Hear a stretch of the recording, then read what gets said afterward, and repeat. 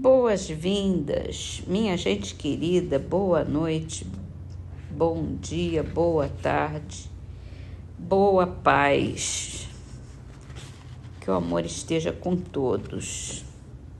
Começamos as nossas leituras com o livro 12 Passos Rumo à Paz Interior, escrito pela Peregrina da Paz, é uma americana espiritualista, ela não é espírita.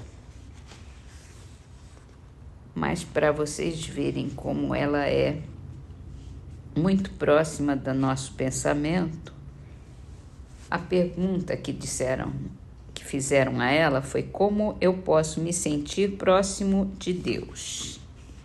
E veja a resposta. Deus é amor e sempre que você se expande em amor, está expressando Deus. Deus é verdade e toda vez que você busca a verdade, está buscando Deus.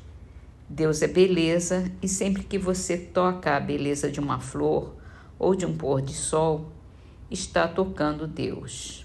Deus é inteligência que tudo cria e sustenta, que tudo liga e vivifica. Sim, Deus é a essência de tudo.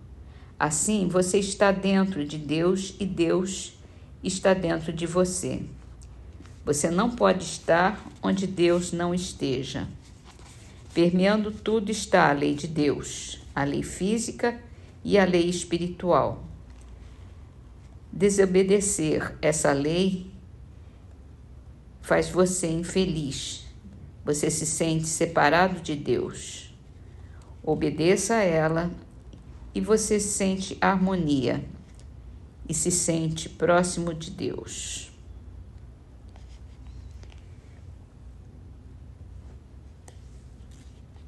É isso. Tem mais o que falar?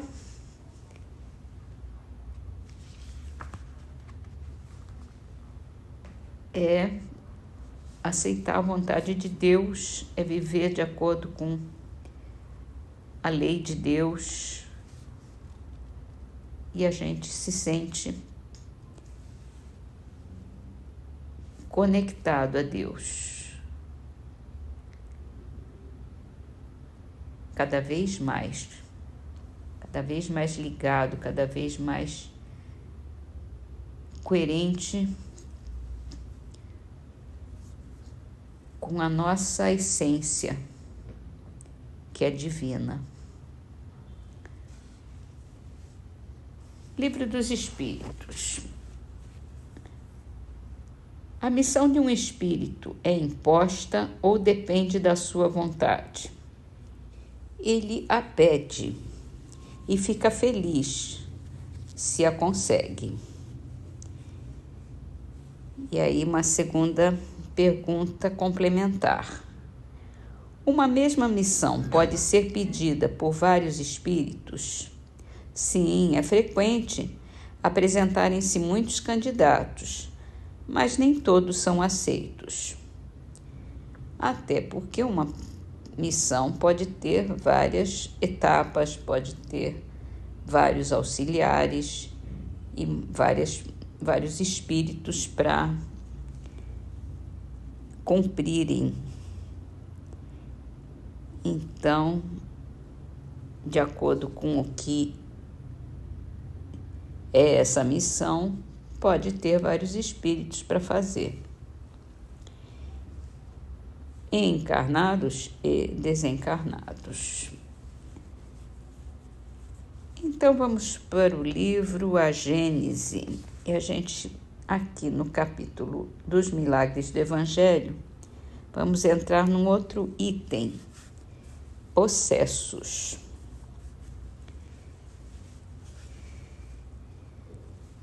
E temos aqui várias passagens dos evangelhos.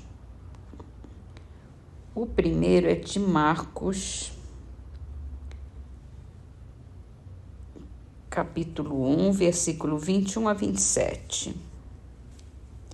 Vieram em seguida a Cafarnaum e Jesus, entrando primeiramente em dia de sábado na sinagoga, os instruía. Admiravam-se da sua doutrina porque ele os instruía como tendo autoridade e não como os escribas. Ora, achava-se na sinagoga um homem possesso de um espírito impuro que exclamou: Que há entre ti e nós, Jesus de Nazaré? Vieste para nos perder? Sei quem és o Santo de Deus. Jesus, porém, falando-lhe ameaçadoramente, disse: Cala-te e sai desse homem. Então o espírito impuro, agitando o homem em violentas convulsões, saiu dele. Ficaram todos tão surpreendidos que uns perguntavam uns aos outros: O que é isto? Que nova doutrina é esta? Ele dá ordem com império até os espíritos impuros, e estes lhe obedecem.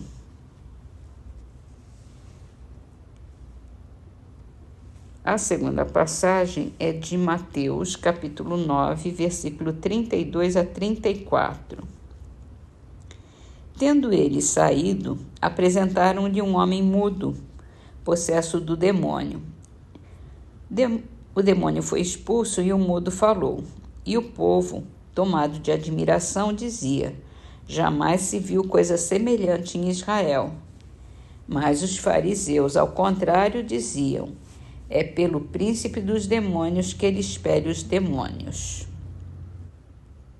Aqui tem mais duas passagens, mas eu vou deixar para amanhã. Vamos começar com a explicação aqui de Kardec. Com as curas, as libertações de possessos figuram entre os mais numerosos atos de Jesus. Alguns há entre os fatos dessa natureza, como os acima narrados, em que a possessão não é evidente. Provavelmente naquela época, como ainda hoje acontece, atribuía-se à influência dos demônios todas as enfermidades cuja causa não se conhecia, principalmente a mudez, a epilepsia e a catalepsia. Há outras, todavia, em que nada tem de duvidosa a ação dos maus espíritos, casos esses que guardam com os de que somos testemunhas tão frisante analogia que neles se reconhecem todos os sintomas de tal gênero de afecção.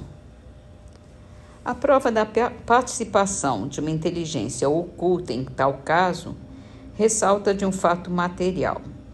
São as múltiplas curas radicais obtidas em alguns centros espíritas apenas pela evocação e doutrinação dos espíritos obsessores, sem magnetização nem medicamentos e muitas vezes na ausência do paciente e a grande distância deste. A imensa superioridade do Cristo lhe dava tal autoridade sobre os espíritos imperfeitos, chamados então demônios, que lhe bastava ordenar que se retirassem para que não pudessem resistir a essa injunção. O fato de alguns maus espíritos serem mandados se meter em corpos de porcos é o que pode haver de menos provável. Aliás, seria difícil explicar a existência de tão numeroso rebanho de porcos num país onde esse animal era tido em horror e nenhuma utilidade oferecia para alimentação. Um espírito, porque mau, não deixa de ser um espírito humano, embora tão imperfeito que continue a fazer mal depois de desencarnar como o fazia antes. E é contra todas as leis da natureza que lhe seja possível fazer morada no corpo de um animal. No fato, pois, a que nos referimos, temos que reconhecer a existência de uma dessas ampliações tão comuns nos tempos de ignorância e de superstição.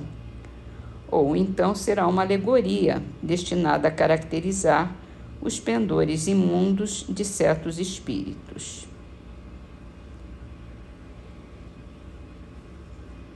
Bastante interessante e bastante lógico isso que ele fala aqui. que os porcos não eram animais usados para alimentação, como até hoje não são pelos judeus.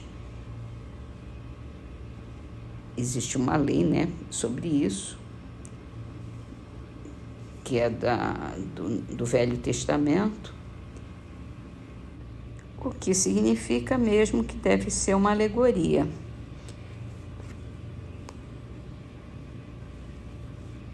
Bom, a autoridade de Jesus é inegável, indubitável, e ele tinha um poder muito, muito maior do que todos. Mas mesmo hoje, a gente tem todo o trabalho nos centros espíritas exatamente para isso, para ajudar os espíritos imperfeitos que estão obsidiando os antigos chamados demônios, né? Que precisam de ajuda, precisam de orientação, precisam de conselhos, e é isso que a gente faz no Centro Espírita. Um dos grandes trabalhos, um dos maiores trabalhos que os centros realizam. E há de considerar também que o